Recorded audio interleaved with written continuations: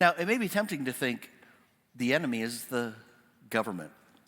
The enemy is the politicians who would pass such a thing. But we would be confused with that. No, the enemy is Satan, the one who drives the motivation. See, the Bible says in Ephesians chapter 6, verse 11, put on the full armor of God so that you can stand against the schemes of the devil. Our struggle is not against flesh and blood, but against the rulers, against the authorities, against the cosmic powers of this darkness, against evil forces, evil spiritual forces in the heavens. I know in our sophisticated times it may seem kind of archaic or like some sort of old-fashioned fantasy from less sophisticated times to talk about such things, demonic and Satan. But Jesus had no embarrassment calling Satan a person, the prince of the darkness of this world, had no hesitation to talk to demons, about demons, casting out demons.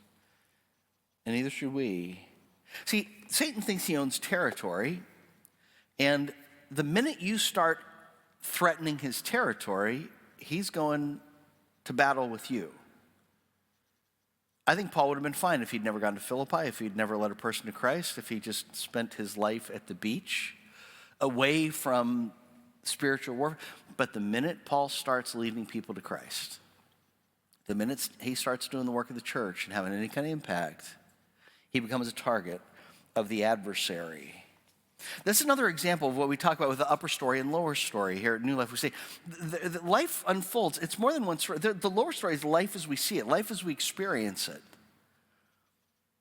But there's an upper story reality. That's a story where God is at work.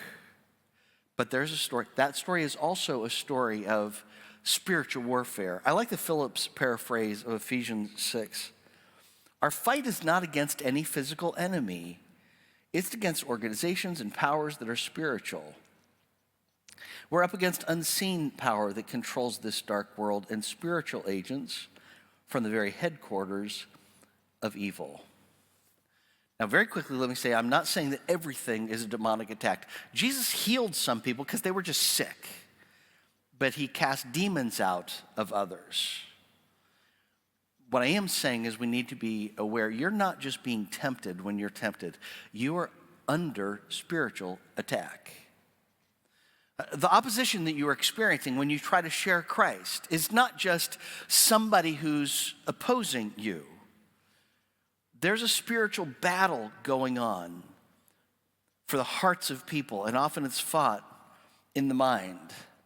We need to understand that Satan is trying to destroy families. Your marriage is in conflict. That's not just a flesh and blood conflict. You know, your trouble, in a sense, is not your spouse. Satan's trying to undermine families. He's trying to weaken churches. And we need not be afraid, certainly. In fact, we need to be bold, like Paul is. Paul does not hesitate to bring Jesus into it to attack the demon.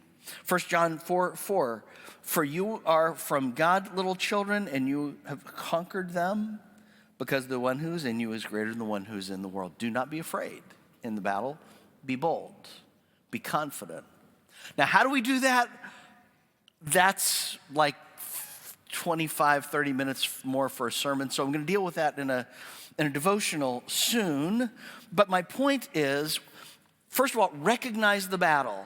Recognize you are engaged in the battle, and do not be afraid. Be bold in the spiritual battle, because greater is he that is in you than he that is in the world.